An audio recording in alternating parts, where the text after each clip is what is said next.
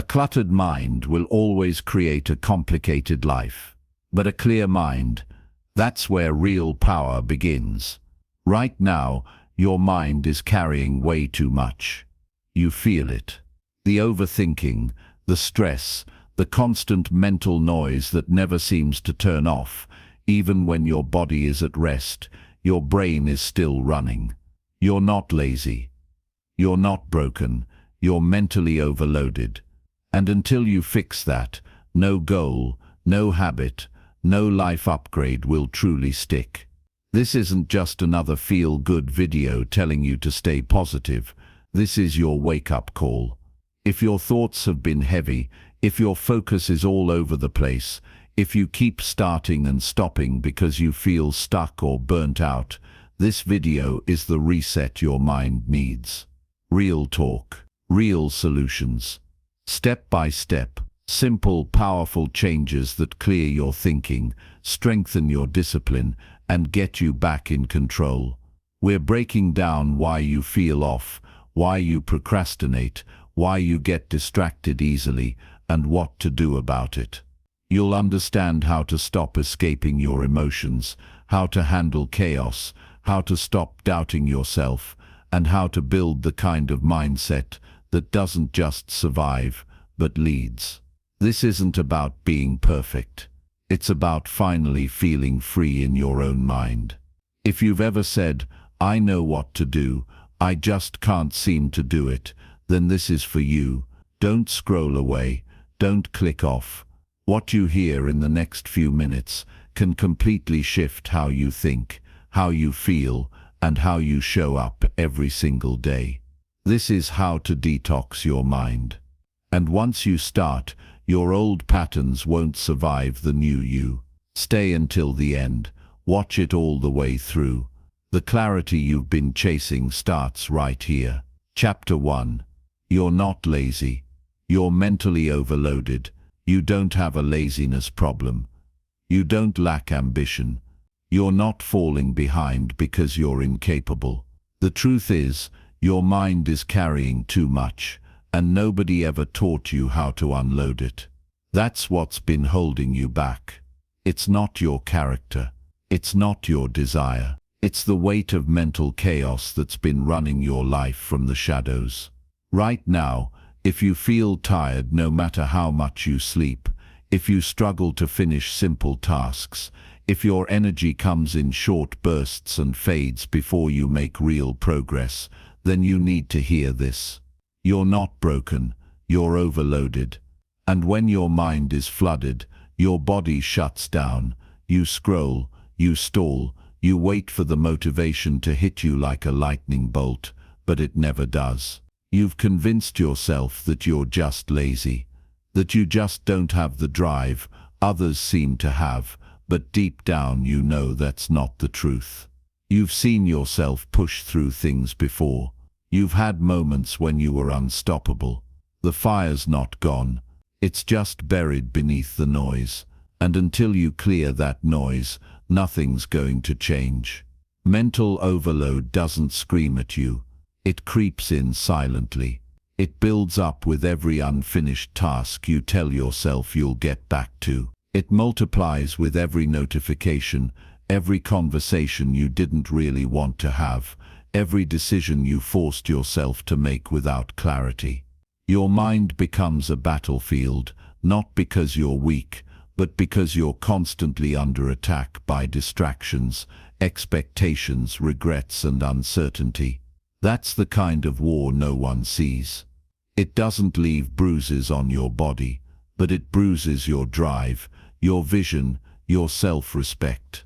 And when that happens, you don't feel like showing up for your goals. You feel like hiding. You feel like disappearing. That's not laziness. That's survival. The problem is, we live in a world that praises hustle and punishes stillness. You're expected to do more, know more, respond faster, chase harder, and in the middle of that race, nobody tells you how to reset your mind. Nobody tells you that you have limits, that even the strongest minds break down without rest. So you keep going, pretending you're okay, pushing through brain fog and emotional exhaustion until your motivation crumbles. And then what happens? You judge yourself. You say, I'm lazy. You say, maybe I just don't want it bad enough. You start comparing yourself to people who are just better at pretending they're fine. You don't see their breakdowns. You don't see their mental crashes. You only see their filtered wins. And that becomes your measuring stick. That's the lie. You need to understand something powerful right now. Clarity creates energy. When you're clear, you move with purpose. You don't hesitate. You don't waste hours thinking about what you should be doing. You just do it. But when your mind is cluttered, even the smallest task feels like climbing a mountain. It's not the work that's hard. It's the mental noise around the work that drains you. That's why you find yourself doing everything except what actually matters. You clean your room instead of writing that proposal. You scroll endlessly instead of opening that book. You distract yourself because doing the real thing feels too heavy. That weight, that's your mind, overloaded with guilt, pressure, and mental tabs that never got closed. You don't need more motivation. You need fewer distractions. You don't need more time. You need less mental junk stealing your focus. Imagine if every morning you woke up and your mind was light. No guilt from yesterday, no anxiety about tomorrow, just today, clear and calm. You'd move differently. You'd speak with certainty. You'd act without overthinking every step. That's what happens when your mind is detoxed. That's what happens when you stop feeding your brain 10 different priorities and expect it to stay sharp. But here's the hard part. It starts with subtraction. It starts with being honest about what's weighing you down. Look around. Look at what's constantly pulling at your attention. Is it your phone? Is it toxic relationships? Is it the pressure to be everything for everyone? You can't detox your mind without changing what your mind is exposed to every single day. You can't expect peace while bathing in chaos. You have to create space. You have to create silence. You have to learn how to be unavailable for everything that drains you. That means turning your phone off for an hour a day and being okay with not knowing what the rest of the world is doing. That means saying no to things that don't serve your growth, even if they feel familiar. That means waking up and doing the hardest task first before your brain has a chance to talk you out of it. And it means respecting your mind the way you would respect a high-performance machine, because that's what it is. But even the best machines break down when overused. The moment you stop blaming yourself for being lazy and start recognizing that your brain is begging for stillness, everything changes. Your energy returns. Your focus sharpens. Your confidence comes back. You stop wasting time judging yourself and start using that time to move forward. That's the difference between guilt and growth. Guilt holds you in the past. Growth helps you move forward, one clear step at a time.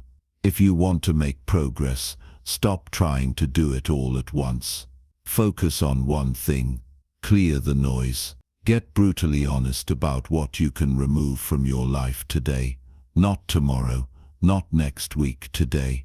If your mind is overloaded, the answer isn't to add more pressure. It's to cut through the clutter and simplify. That's when your power returns. And let's make one thing clear right now. Progress doesn't require perfect days.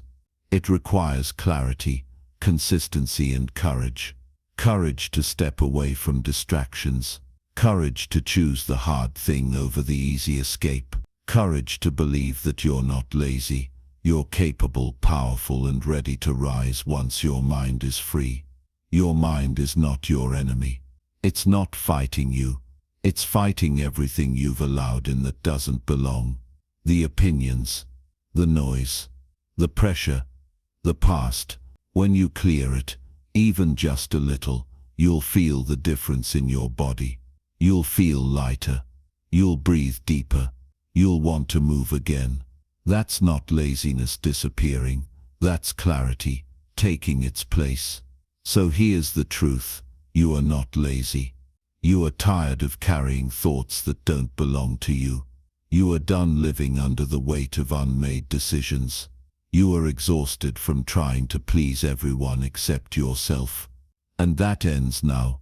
You're here because something inside you knows it's time to reset. Time to remove the mental clutter and build a mind that works with you, not against you. You don't need permission. You don't need to wait for the perfect moment. You just need to start by clearing the next piece of noise, because every ounce of peace you create is power. Every bit of silence you protect is focus. Every distraction you remove is strength. And once you start, you'll never go back to calling yourself lazy again. Chapter 2. Your thoughts are lying to you. The most dangerous lies aren't the ones people tell you. It's the ones your own mind whispers when no one else is around. The quiet ones, the ones that sound like truth. The ones that tell you you're not good enough, not ready, not strong enough, not smart enough, not worthy of something better. And if no one interrupts those thoughts, if you never challenge them, they start to feel real. You live under the weight of them. You believe you're stuck, not because you actually are, but because your thoughts convinced you of a limitation that doesn't even exist.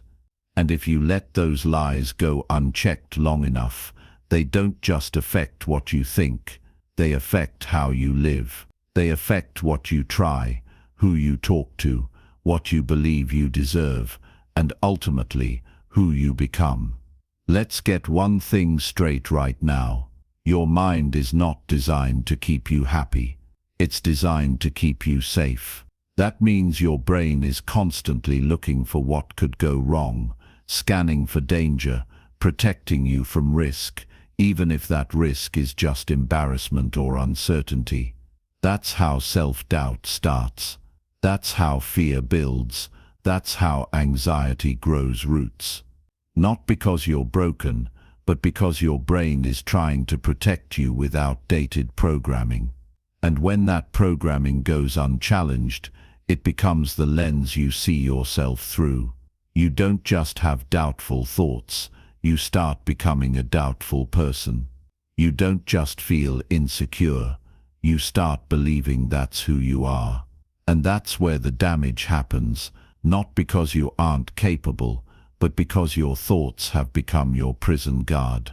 You could have the talent, you could have the skills, you could have the opportunity, but if your thoughts are against you, you will self-sabotage. You'll shrink in rooms you were born to stand tall in. You'll stay quiet when your voice is needed. You'll hesitate when you should be moving. That's the power of your mind. And the scariest part, it never yells, it whispers. It sounds like your own voice. That's why it's so convincing. Because when your thoughts lie to you, they don't feel like lies. They feel like truth, wrapped in your own tone. This is why you have to wake up and take control of your inner narrative. Because if you don't lead your mind, it will lead you somewhere you never wanted to go. If you don't challenge the lies, you'll end up building your life around them. You'll settle in relationships that drain you. You'll avoid risks that could transform you. You'll trade your potential for comfort, your future for fear. And the scariest part is, you'll call that normal. You'll call that just how I am. But that's not who you are. That's who your thoughts tricked you into becoming. You have to realize your mind is a constant conversation. Every moment of every day, you are talking to yourself.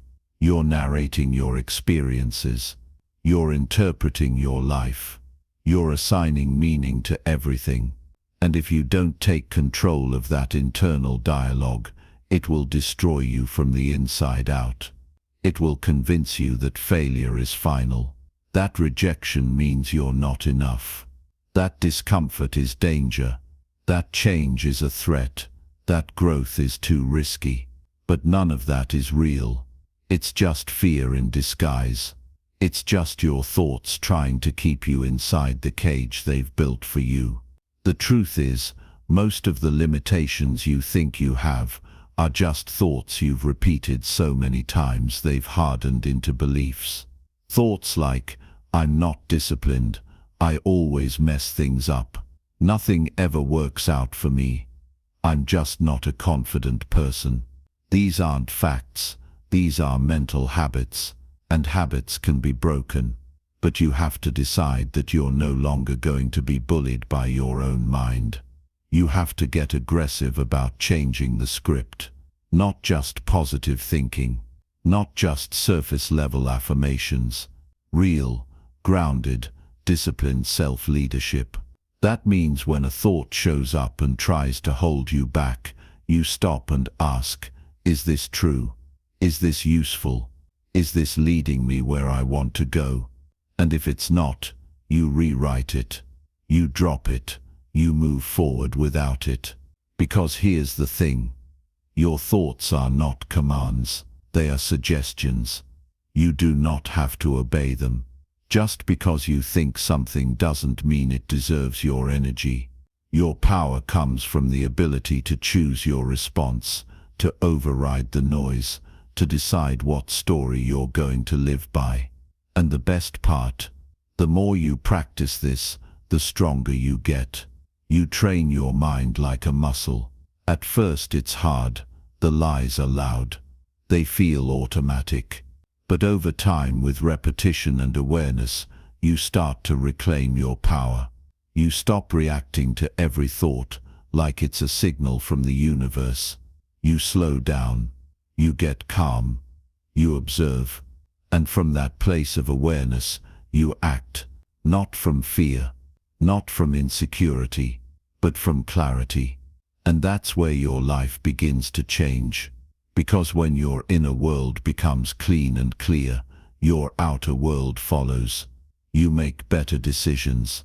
You speak with confidence. You stop shrinking to make other people comfortable.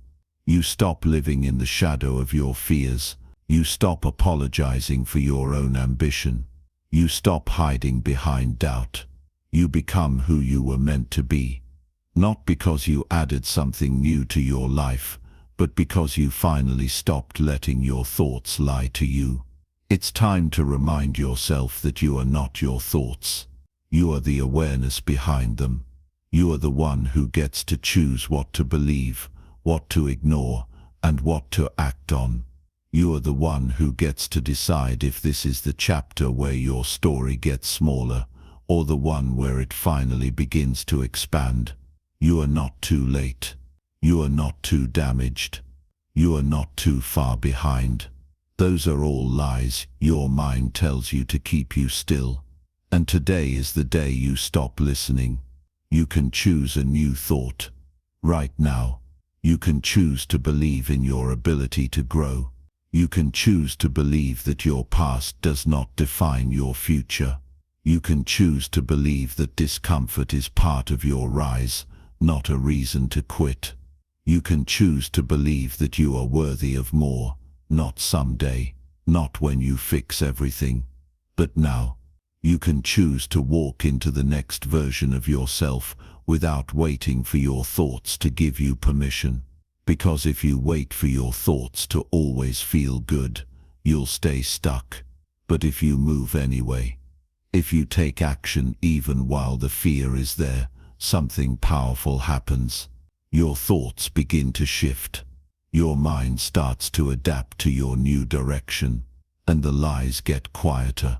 So here's your truth. You are not what your thoughts say on a bad day. You are not your doubts. You are not your fears. You are not your worst moment. You are the one who rises. You are the one who decides. You are the one who leads.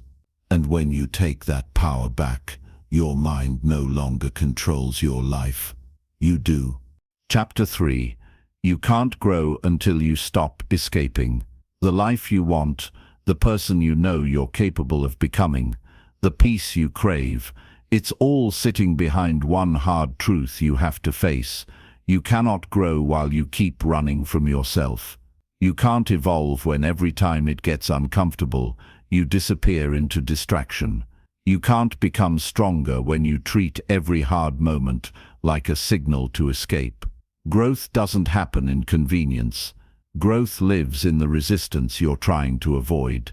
And until you stop escaping, until you choose to stay in the discomfort long enough to learn from it, nothing changes. This world makes it so easy to run.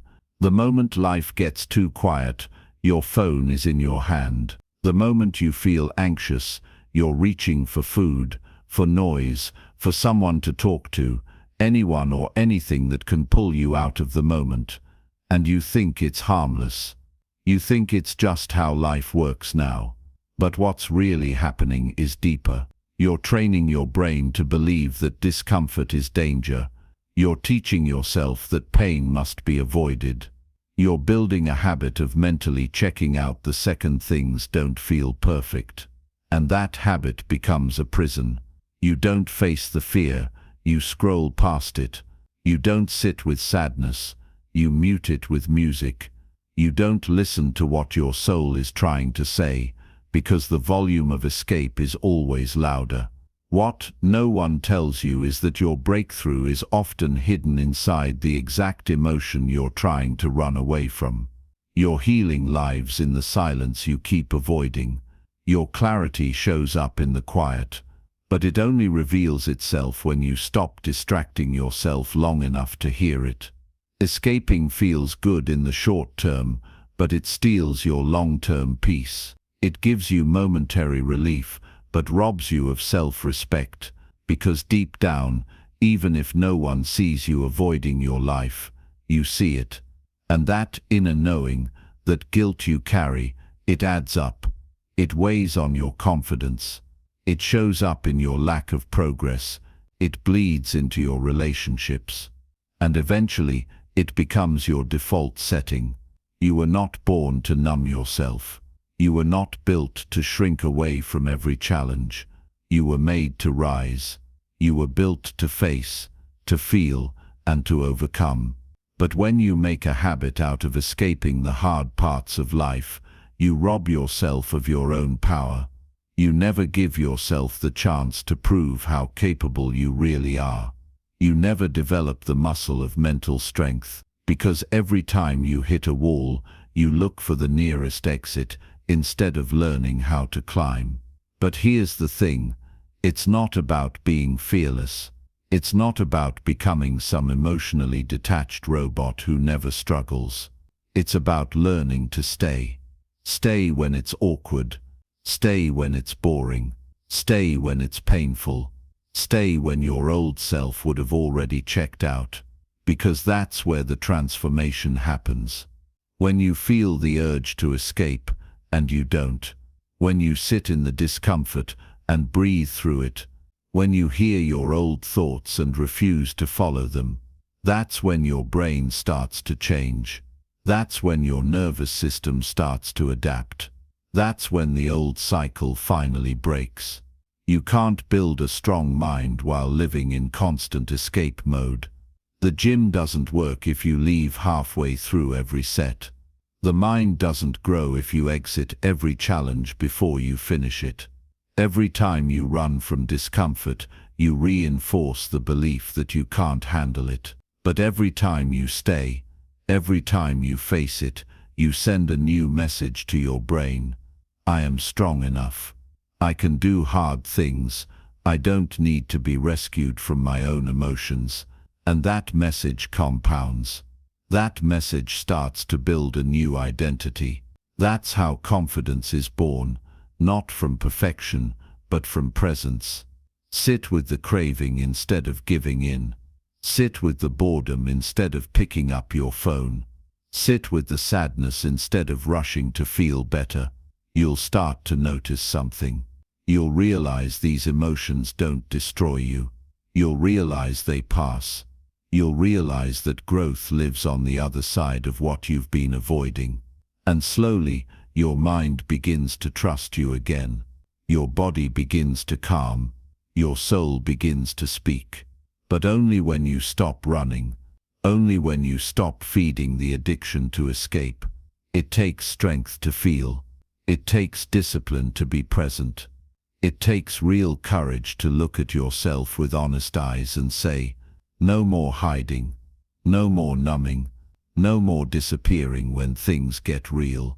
That moment, that decision, that's where everything starts to change. Because when you stop escaping, you stop delaying your own potential. You stop postponing your greatness. You stop pressing pause on your growth. And you finally give yourself permission to rise. You already know the truth. You already know what you've been avoiding. You already know the habits that steal your focus. You know the people who drain your energy. You know the patterns that leave you stuck. And this isn't about shame. This isn't about guilt. This is about honesty. This is about owning the fact that real change doesn't happen through shortcuts or comfort. Real change is born in stillness, in discipline, in presence. And yes, it's uncomfortable at first, but so is staying stuck. So is wasting another year doing the same thing. So is carrying the regret of a life that could have been. Right now, wherever you are, you get to make a new choice. You don't have to escape. You don't have to distract. You don't have to run. You can sit with it. You can feel it. You can learn from it. And then you can rise through it. Because the truth is, nothing in your life gets better until you stop running from the parts of yourself that need the most attention. Let the discomfort teach you. Let the boredom lead you to clarity. Let the silence show you what really matters. Let the pain bring you closer to your truth. You don't need more stimulation. You need more presence. You need more patience. You need more truth. And you already have everything you need to give that to yourself. But it starts now.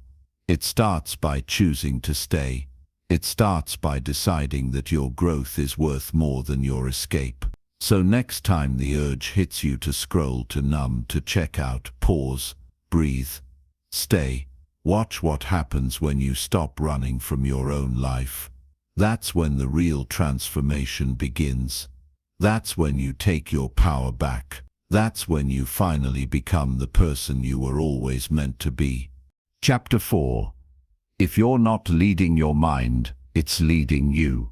The day you take control of your mind is the day everything in your life starts to shift. Not gradually, not someday, right now. The moment you realize that your thoughts are not your master but your tool, that's the moment you stop living like a passenger in your own life. And here's what nobody tells you loud enough. You either lead your mind, or your mind leads you somewhere you don't want to go. That's not poetic. That's real. If you don't wake up every day with intention, if you don't set the tone, if you don't take command of your focus, your mind will run wild.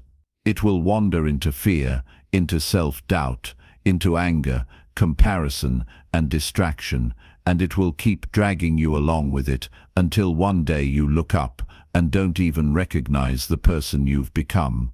Your mind doesn't ask for your permission before it creates stories. It doesn't wait until you're ready to feel grounded or stable. If you let it, it will pick up everything around you. Stress, noise, other people's opinions, old fears, and it'll throw it all at you before you even brush your teeth in the morning. That's why the first thought you have in the day matters. That's why the first hour sets the tone. Because if you start your day with no direction, your mind will default to old patterns, and those patterns are usually built on survival, not purpose. They're built on reacting to life, not creating it. When you're not leading your mind, you start reacting to everything. One negative comment ruins your whole mood. One moment of discomfort sends you spiraling. You wake up and check your phone before you check in with yourself, and suddenly you're caught in a storm of messages, content, headlines and opinions that weren't even yours to begin with. You go from one thing to the next, not because you chose it, but because your mind got pulled in 5 different directions before you even had time to think. And now you're behind, you're stressed, you're frustrated, and you wonder why you feel off all day. This isn't just about mindset. This is about your entire life. The way you think determines how you feel, how you behave, how you respond, how you show up in relationships, and how you chase your goals. Every part of your reality is shaped by your mental patterns, and if you let those patterns stay on autopilot, you're gambling with your future.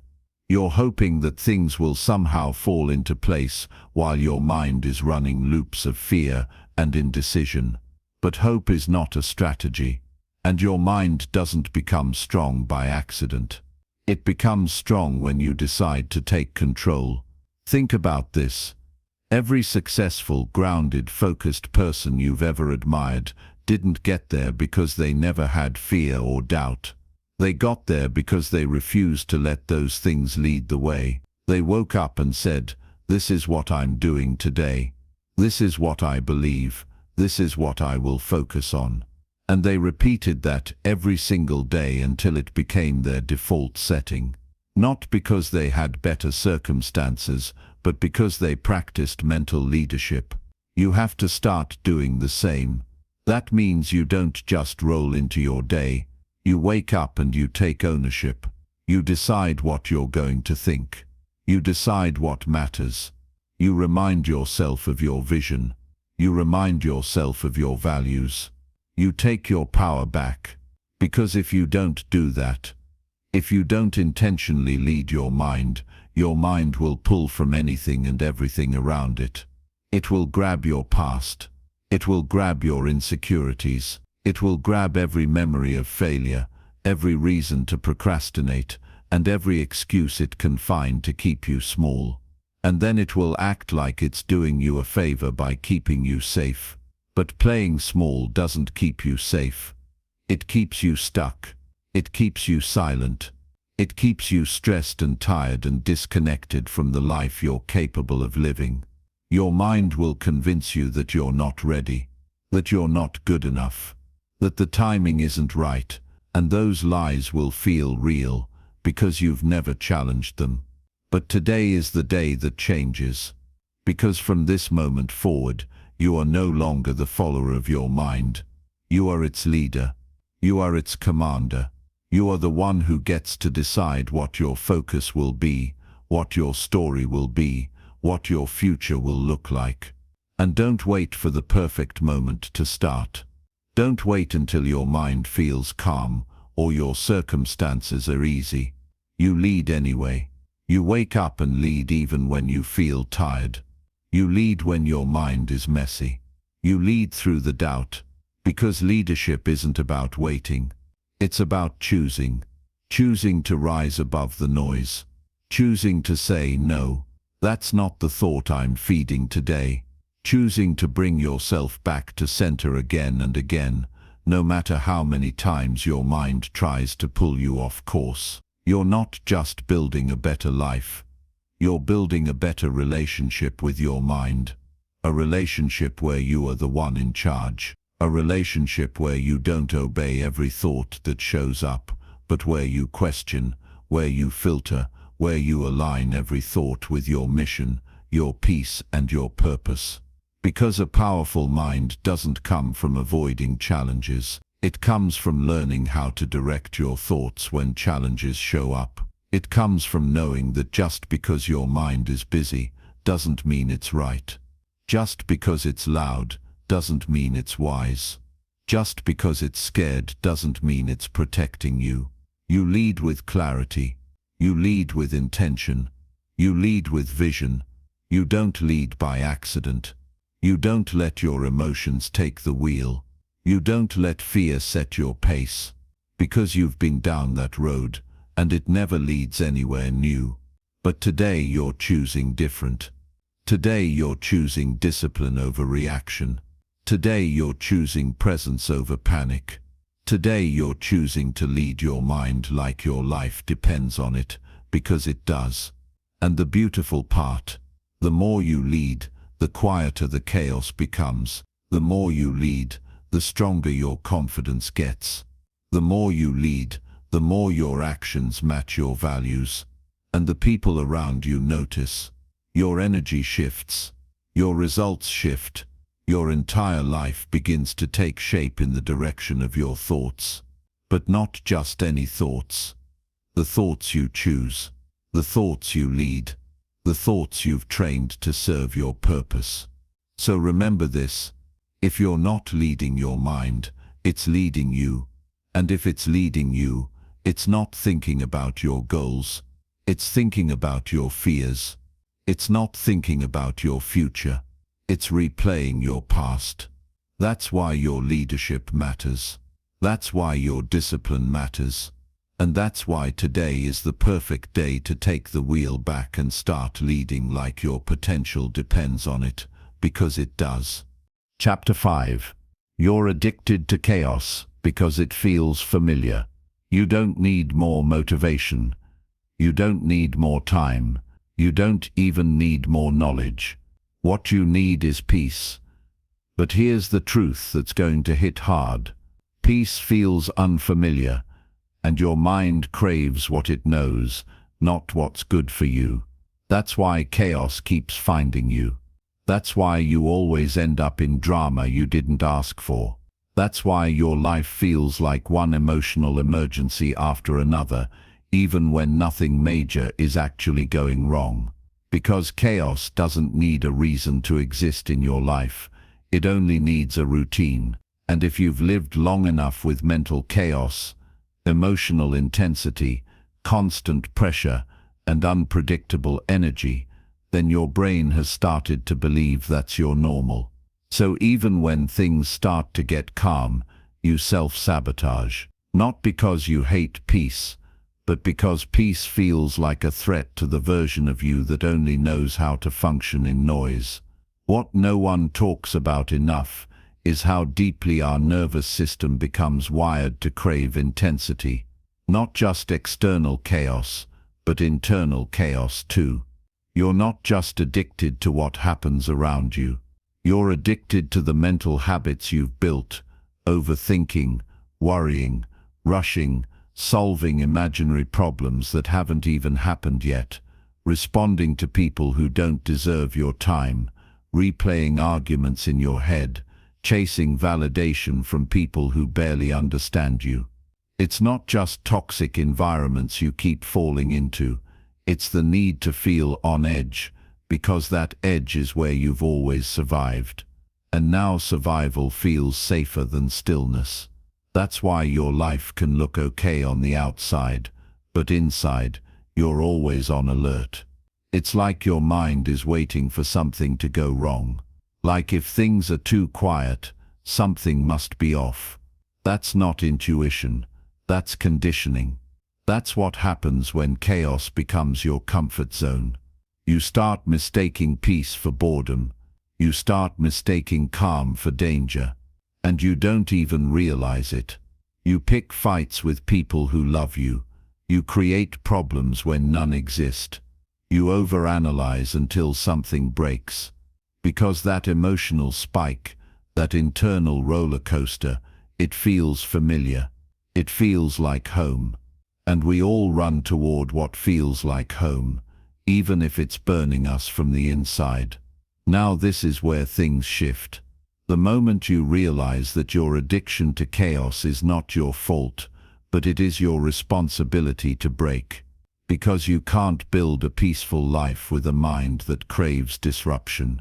You can't have emotional clarity when you keep feeding emotional chaos. And if you don't interrupt that cycle, your peace will always be temporary. You'll get a taste of it, and then your brain will pull you right back to what it knows. Familiar stress, familiar patterns, familiar pain. So the work is this: you have to retrain your nervous system to feel safe in calm. You have to let go of the identity that's been shaped by surviving. You have to choose peace even when it feels uncomfortable. And at first it will.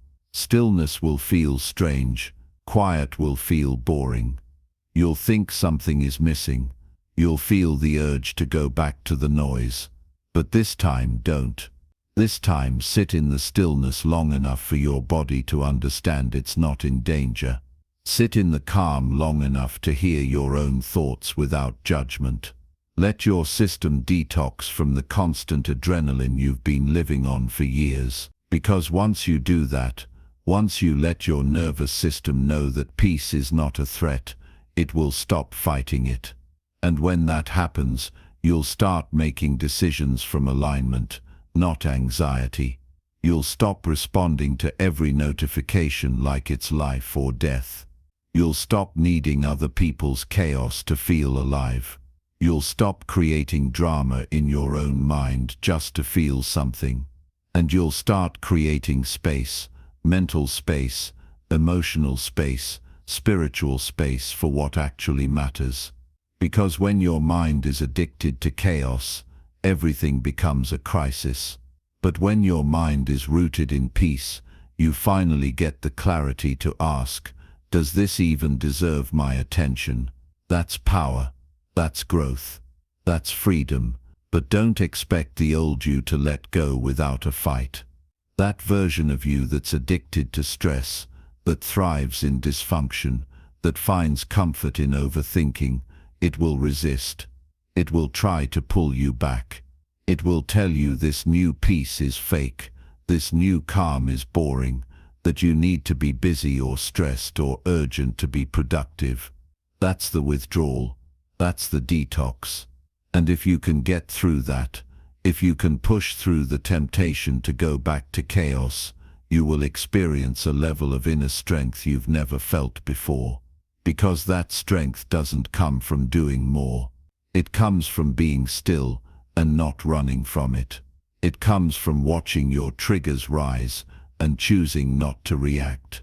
It comes from breathing deeply when your old self would have already exploded. That's leadership. That's emotional mastery.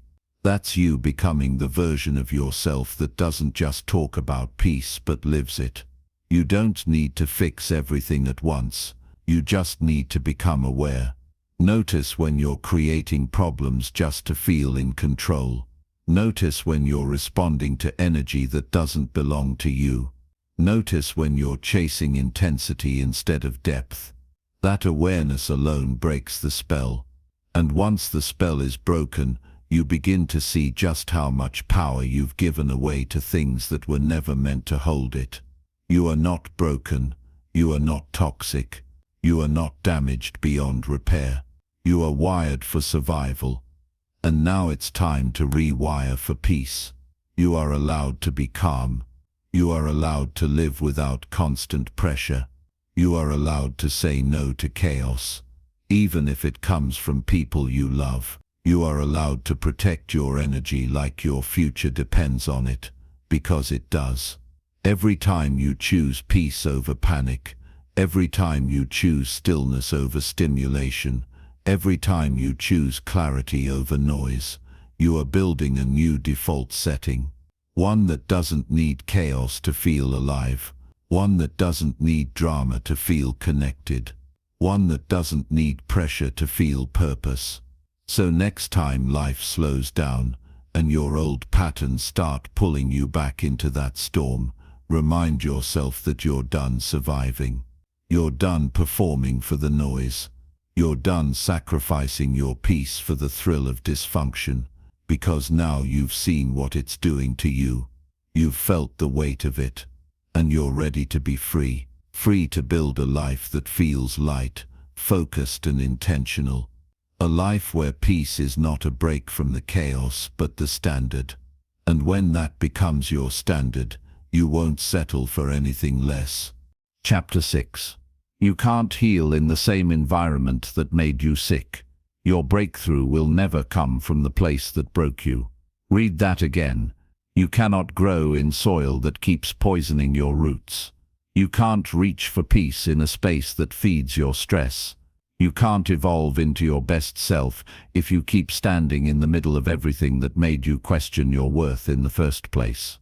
No matter how strong you think you are, no matter how much you want to push through it, if your environment is toxic, mentally, emotionally, or energetically, it will pull you back down every time you try to rise. And it won't always be loud. It won't always be obvious. Sometimes the most dangerous environment is the one that seems harmless because you've gotten used to it. It could be the room that drains your energy the second you walk into it. It could be the friend who jokes about your goals like they're not real. It could be the family member who calls you selfish every time you set a boundary. It could be your routine that keeps you overwhelmed. It could be the desk you sit at that's cluttered with old stress. It could be the notifications that flood your phone before you even drink water in the morning. It could be the conversations that feel normal because you've never known anything else, even though every time you have them, you feel smaller, quieter, more tired. These things might not seem like much on the surface, but over time, they condition your mind to settle, to stay stuck, to believe that maybe this is just who you are. But that's the lie. That's the illusion that keeps people cycling through the same pain over and over. Because the truth is, you can do the inner work, you can read the books, you can meditate, journal, heal, and grow. But if the space around you doesn't support the version of you that you're becoming, you'll start to shrink back down. Not because you're weak, not because you don't want it bad enough, but because your environment matters more than you think. It's like trying to recover from smoke damage while still living inside the burning building. You start to feel hopeless. You start to think maybe healing isn't possible. But healing is possible. Just not in the place that keeps wounding you. So the first step is honesty. Brutal, raw, unfiltered honesty. You have to ask yourself, what around me is feeding the version of me I'm trying to leave behind? And sometimes that question leads to answers that hurt. Because maybe the people you love the most are the ones pulling you back. Maybe the job that pays the bills is costing you your mental health. Maybe the city you live in, the routine you follow, the energy you allow, maybe none of it is built to support who you want to become. That kind of realization can feel heavy. But don't run from it. Sit with it. Let it wake you up. Because healing starts when you stop pretending that everything's fine. Growth starts when you stop making excuses for why you're still stuck. And no, you don't have to burn your whole life down overnight. But you do have to shift something. Maybe it's the room you work in. Maybe it's the time of day you wake up. Maybe it's how often you see certain people. Maybe it's deleting the app that keeps you comparing your life to someone else's highlight reel. Maybe it's saying no more often. Maybe it's finally telling someone the truth. Small changes. Honest ones. Ones that protect your peace and prioritize your healing. And this is important. You are not wrong for outgrowing the people and places that once felt like home. You are not heartless for choosing peace over familiarity. You are not selfish for walking away from things that no longer serve your future. In fact, that's one of the highest forms of self-respect, choosing to protect your growth even when it makes other people uncomfortable. Because healing is not always soft. Sometimes healing looks like distance. Sometimes healing looks like silence. Sometimes healing looks like walking alone for a while because the people around you don't understand where you're going. But when you make those changes, when you start creating an environment that matches your healing, you'll feel it. You'll feel your nervous system start to relax. You'll feel your energy come back. You'll stop doubting yourself so much. You'll start waking up with clarity. You'll start making decisions that align with your vision, not your fear. And that momentum, that's everything. That's the beginning of a new chapter. One where you're no longer constantly triggered, constantly drained, constantly fighting battles that don't even belong to you. You deserve to wake up in a space that feels safe. You deserve to live around people who want to see you win, not compete with your progress. You deserve to create routines that nourish you, not exhaust you. You deserve to feel calm in your own body. You deserve to feel free in your own mind. And if that means changing your environment, then change it. Don't wait for it to magically transform. Don't wait for permission. Don't wait until it becomes unbearable. The sooner you make the shift, the sooner your healing becomes real. Not a dream, not a hope, but a reality that you live in every single day. It doesn't make you disloyal to choose a better path. It doesn't make you fake to want something more. Growth demands new ground. Healing needs healthy soil. And peace requires protection. If you're going to detox your mind, you have to stop returning to what made you sick. You have to stop convincing yourself that you can heal in chaos. You can't. And you know that now.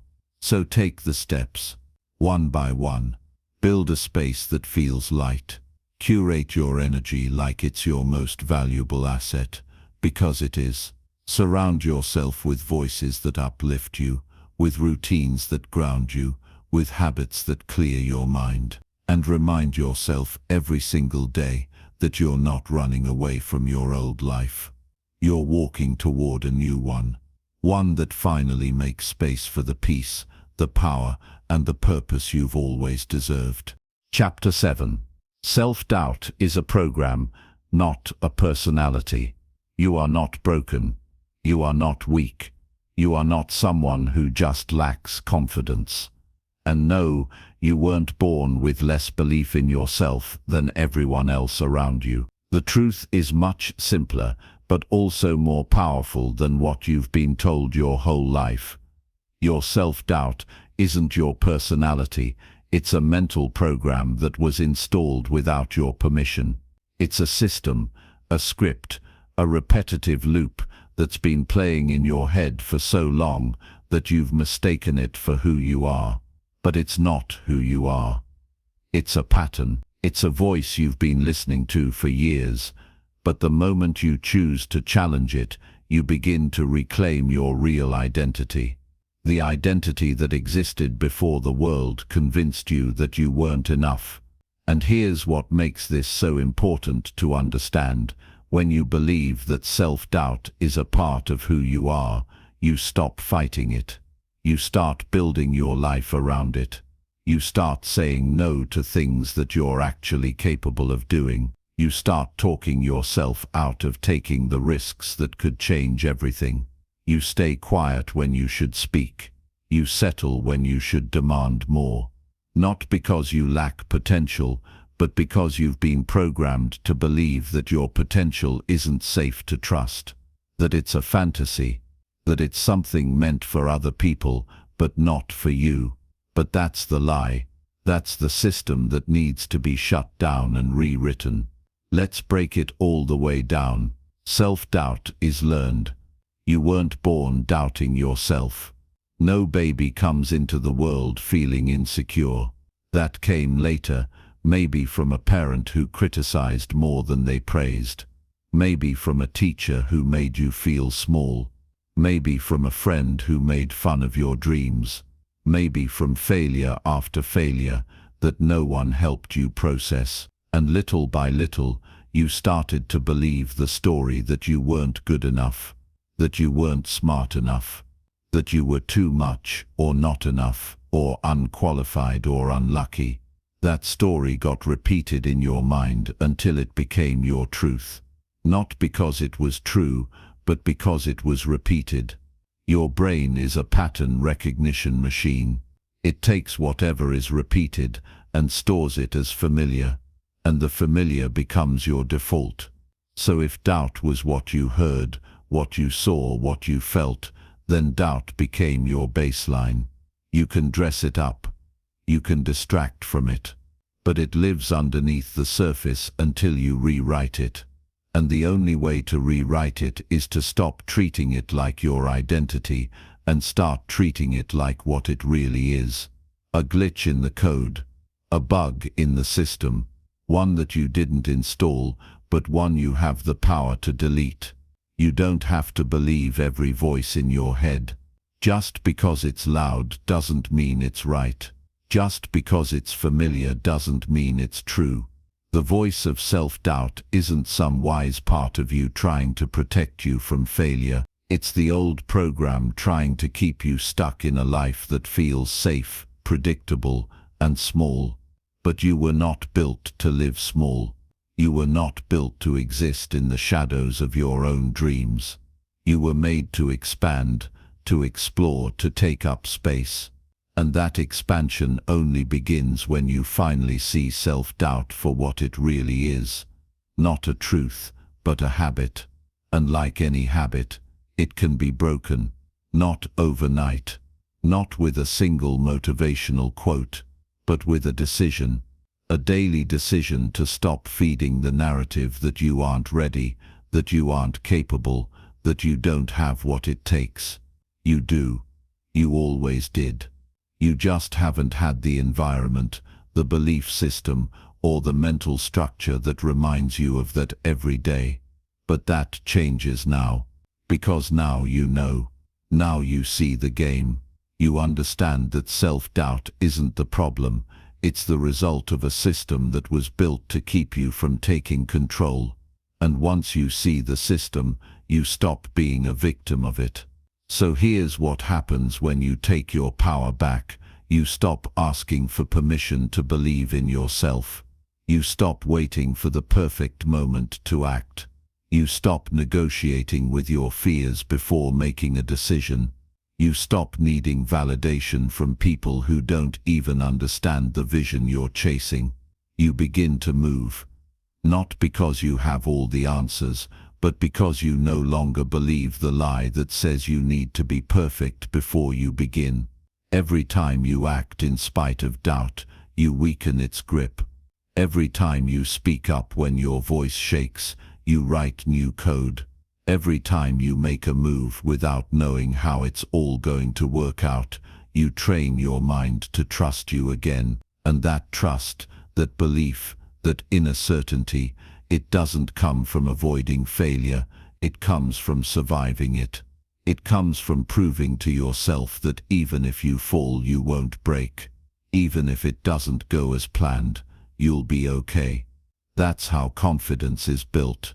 Not from perfection, not from applause, but from choosing to show up over and over again until self-doubt has no choice but to back down. And the most powerful part, you don't need to eliminate self-doubt completely.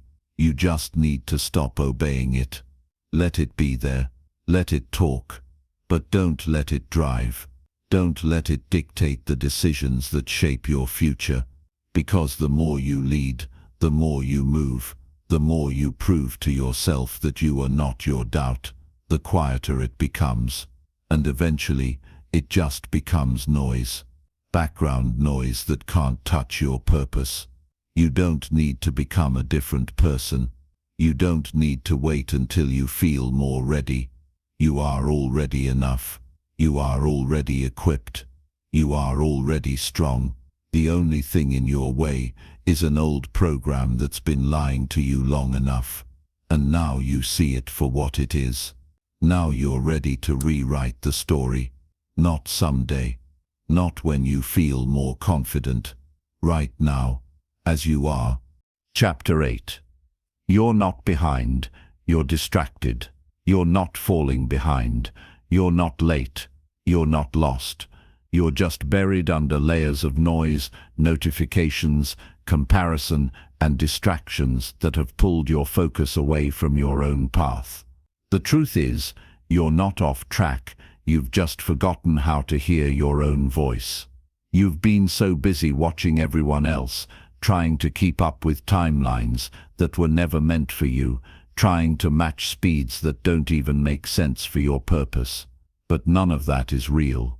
It's noise, it's illusion, and the second you block it out, Even for a moment, something incredible happens, clarity returns, direction comes back, and with it, a deep, grounded reminder that you were never behind, you were just disconnected from your own rhythm. This is what the world doesn't want you to see. Distraction isn't just a random habit, it's a system, a trap, a constant stream of content, opinions, urgency, and pressure designed to pull your attention in 100 different directions. Every time you open your phone, every time you scroll, every time you compare your life to someone else's curated highlight reel, you're slowly drifting away from your center, not all at once, not in a dramatic way, but inch by inch, thought by thought. You start questioning yourself. You start doubting your timing. You start thinking maybe you're behind, maybe you should be further, maybe you missed your chance. But none of that comes from truth. It comes from distraction, and distraction always breeds distortion. You know what's real. The moment you get quiet, the moment you put the phone down, shut the world out, take a breath and ask, what do I actually want? That moment is real. That voice inside you is real. That pull towards something better, something more aligned, something more meaningful, that's real. But it can't get through the noise. It can't compete with the chaos you let in every day. That's why you feel stuck. Not because your dreams are too far away, but because your focus is too spread out. You've been taught to chase everything except your own peace. And now you wonder why your progress feels slow. It's not that you're not capable. It's that your energy is leaking into too many places that don't matter. The human brain isn't built for this kind of overload. You weren't designed to digest 100 opinions before breakfast. You weren't designed to compare your body, your income, your success, your love life, your home, your entire identity to a million other people in one scroll. But this is what's happening. This is the trap. It's not that you've failed, it's that you've been distracted from what actually makes you powerful. Your attention is the most valuable currency you have, and if you give it away carelessly, you'll always feel like something is missing, because something is. Your attention is gone, and with it, your clarity. With it, your drive. With it, your belief in your own pace, your own timing, your own journey. So how do you take it back? Not by working harder, not by adding more to your to-do list. You take it back by slowing down and focusing again. You take it back by creating space. You take it back by deciding that your energy is too precious to waste on things that don't grow you, inspire you, challenge you, or support your goals. You start removing the distractions that have convinced you you're not good enough. You stop consuming content that leaves you feeling empty. You stop letting the noise decide what's important, and you start tuning back into what you know is true for your life. Because the moment you do that, really do it, you realize something: you're not late. You're right on time. Your journey didn't get derailed. It just got paused because your attention was hijacked. And now that you're aware of that, you can reclaim it. You can realign. You can refocus on what truly matters, not just what's loud or trending. And when you do, you'll notice your energy shift. Your confidence will come back. Not because you suddenly became better, but because you finally stopped scattering your power in 100 places that never deserved it. And I get it. It's hard to pull away. It's hard to not look at what everyone else is doing. It's hard to not feel like you're being left behind when you see people posting their wins, their trips, their progress. But you have to remind yourself what you're seeing isn't real. It's curated. It's edited. It's a snapshot of someone's best moment on their best day. It's not the whole picture. It's not the late nights, the doubt, the failures, the breakdowns, the mess behind the scenes. And it's definitely not a timeline you should be living by. You have your own. And the more you respect your own path, the more peace you'll find in the process. That's what growth is. It's not loud. It's not always visible. It's quiet focus. It's daily discipline. It's choosing to stay in your lane, to move forward even when nobody's clapping, even when the results haven't shown up yet. It's knowing that slow progress is still progress. It's trusting that every day you show up for yourself, even in the smallest ways, you're building something bigger than what the world can see. And that matters. That counts. That's real. You don't need to be everywhere. You don't need to know everything. You don't need to do what everyone else is doing. What you need is presence. What you need is clarity. What you need is less noise and more intention. Because when you clear the distractions, you create space for discipline. When you stop rushing to catch up, you realize you were never behind. You were just distracted. And now that you see it, you can fix it. You can protect your energy. You can choose better inputs. You can design a routine that fuels your focus, not your fear. So breathe, reset, pull your attention back to center. You're not falling behind. You're learning how to come home to yourself again. And once you do that, you'll never chase timelines that don't belong to you ever again. Chapter 9. Emotional pain is the signal, not the problem. You don't have to keep pretending you're fine. You don't have to keep smiling through the pressure. You don't have to keep swallowing your truth just to be accepted, to be understood, or to be liked. Emotional pain isn't weakness. It isn't a sign that something is wrong with you. It's a signal. It's your mind, your body, your spirit trying to tell you something in the only language it knows how to speak. That ache in your chest, that tightness in your throat, that heaviness you've been carrying for weeks, those are not problems to be fixed. They are messages to be heard. And when you finally stop trying to silence them, when you stop seeing your emotions as the enemy, you'll begin to understand that everything you feel is pointing you back to something that needs to be seen, processed, and set free. You are not weak because you feel deeply. You are not broken because you're hurting. The truth is, the reason it hurts so much is because you're no longer able to lie to yourself. That version of you who kept avoiding the conversation, avoiding the reflection, avoiding the truth, it can't survive anymore. And your emotions are the fire burning through that layer of denial. You feel what you feel because you're becoming more aware, not less. And that awareness is a gift. That pain is a doorway. But most people don't see it that way because the pain is uncomfortable. It's loud. It interrupts your routines. It slows down your productivity. It messes with your focus. So instead of leaning into it, you numb it, mute it, run from it. You scroll to avoid thinking. You overwork to avoid feeling. You stay busy so you don't have to sit with the truth. But emotional pain isn't going anywhere just because you hide from it. All it does is get buried deeper until it shows up in other ways: anxiety, anger, burnout, physical illness, toxic habits, broken relationships. That's what happens when you treat pain like a problem to escape instead of a message to listen to. You disconnect from your own wisdom. You disconnect from your own healing.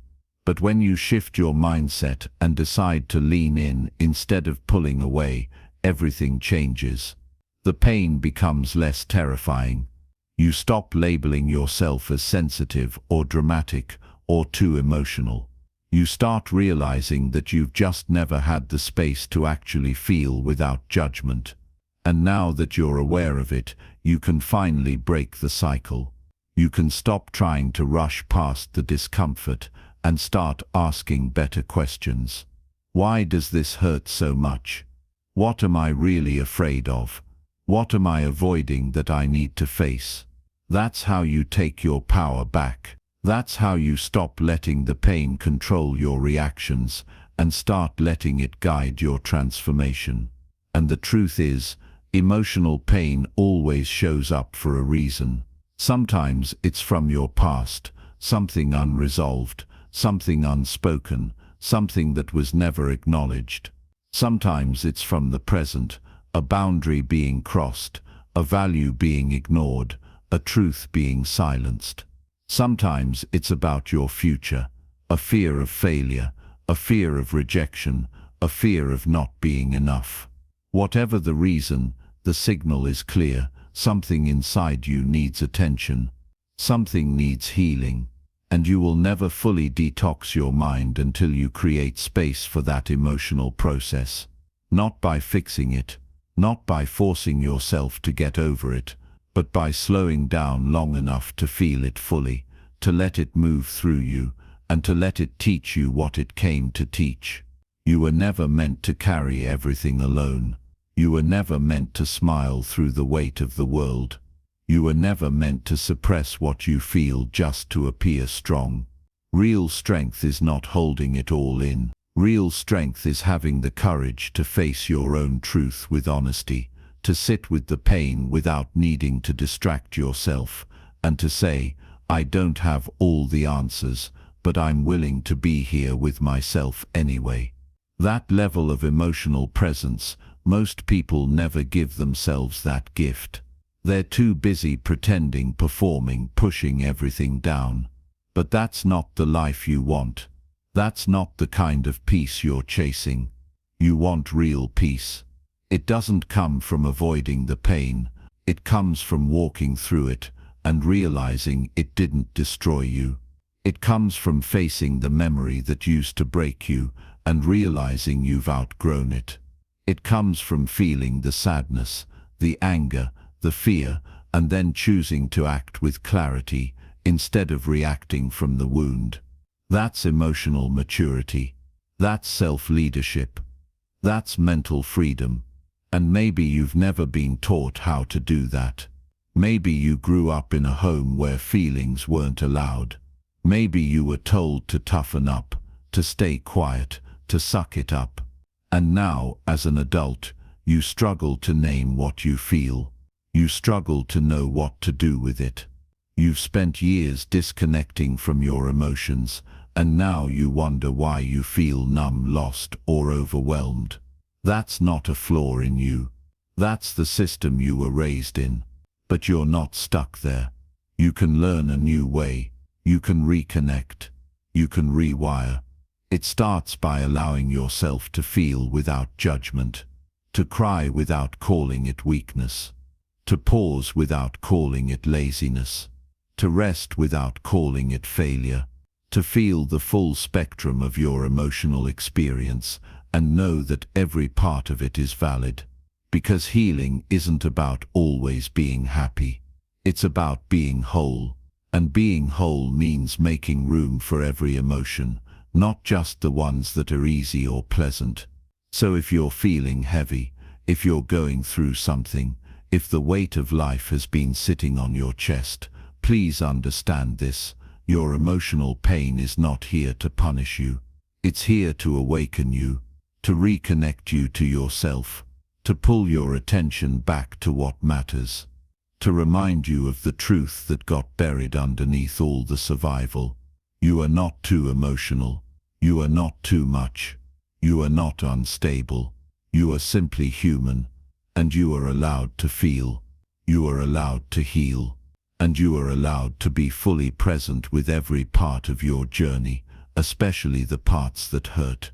Because once you stop running from your emotions and start respecting them as signals, not problems, your entire world begins to shift. You become more grounded, more compassionate, more present, and from that place real healing begins. The kind of healing that's not performative or shallow, but deep and lasting. The kind of healing that allows you to move forward with strength, with wisdom, and with peace that no one can take from you. Chapter 10. You can't build a new life with a broken identity. The shift you're looking for won't come from changing your habits if you're still holding on to the identity that created them. The transformation you crave will never stick if the version of you doing the work is still silently loyal to the same old story about who you are. You can work hard, stay busy, stay disciplined, but if you keep seeing yourself as the broken one, the failure, the doubter, the person who never finishes, the one who always messes things up, then your actions will always bend to match that identity. Because your identity is the blueprint and your behavior is just the house being built on top of it. You can't build something stable if the foundation is cracked. You can't build a new life if your mind still thinks you're the same person who doesn't deserve one. That's why progress feels hard sometimes. That's why you can do everything right and still feel like nothing's changing. Because somewhere underneath all that effort, all that hustle, you haven't truly decided to become someone new. You haven't upgraded your identity. You're still showing up with the weight of who you used to be. You're still looking at your life through the lens of old failures, past pain, and past patterns. And as long as you see yourself through that lens, you'll sabotage anything that doesn't match it. You'll delay, procrastinate, shrink, doubt, question, and give up, not because the goal is too big, but because it doesn't fit the image you're still carrying around inside. You want to know why some people never change even when they want to. It's not because they don't try. It's because they're trying to change the outcome without changing the identity. They're chasing success but still calling themselves lazy. They're looking for love while believing they're unworthy. They're trying to be disciplined while still carrying the belief that they're inconsistent. And your brain doesn't want to live in contradiction. It wants to match what you believe about yourself. So if your actions don't line up with your identity, your mind will pull you back to what feels familiar, even if it's painful, even if it's toxic, even if it's miserable. That's the power of identity. It creates gravity, and it keeps you stuck in patterns you don't even realize you're repeating. But here's the breakthrough: identity isn't fixed. It's not a life sentence. It's not something you were born with and stuck with forever. It's programmable, moldable, changeable. You built your current identity through repetition, through things you heard, experiences you lived through, choices you made over and over until they became your story. And if you built it, you can rebuild it. You can uninstall the old version of you and replace it with a new one that aligns with the life you actually want to live. And no, it doesn't happen overnight. It starts in small, quiet moments. When you wake up and instead of saying, "I'm tired," you say, "I'm becoming stronger." When you mess up and instead of saying, "I always ruin things," you say, "I'm learning how to recover faster." When you feel the urge to give up, and instead of saying, "That's just who I am," you say, "This is who I used to be." You speak it into existence before it becomes real. You declare it before you believe it. You become it through repetition, because repetition is what rewires identity. You need to talk to yourself like someone you actually believe in. You need to tell your mind where you're going before it defaults to where you've been. You can't keep repeating the same script and expecting a different result. You can't keep calling yourself broken and expect to feel whole.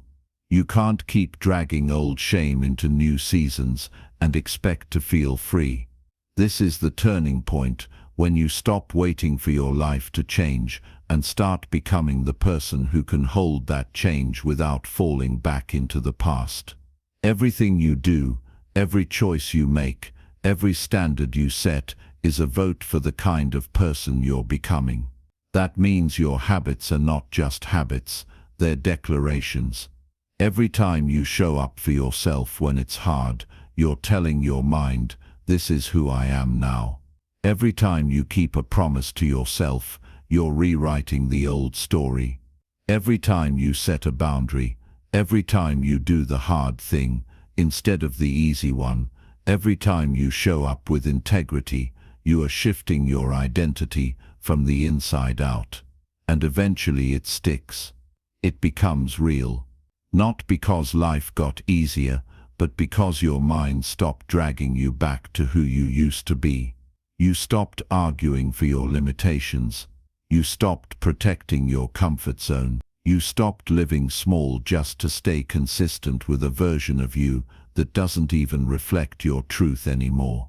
You don't have to become someone else to change your life. You just have to strip away the false stories you've been told and the false beliefs you've accepted. You have to upgrade the way you see yourself. And that upgrade doesn't come from other people validating you. It doesn't come from waiting until you hit the goal. It starts when you choose today to stop identifying with what broke you and start building from a place of power. You are not who hurt you. You are not the failures. You are not the mistakes. You are not your lowest moment. You are who you decide to be right now. And when that decision is strong enough, consistent enough, repeated enough, it becomes who you are. So make it clear, make it bold, make it undeniable. Be the one who rewrites the story. Be the one who shows up differently. Be the one who breaks the loop, because the life you want is waiting on the other side of that new identity. And you can't keep dragging the old one with you. You've outgrown it. Now it's time to act like it.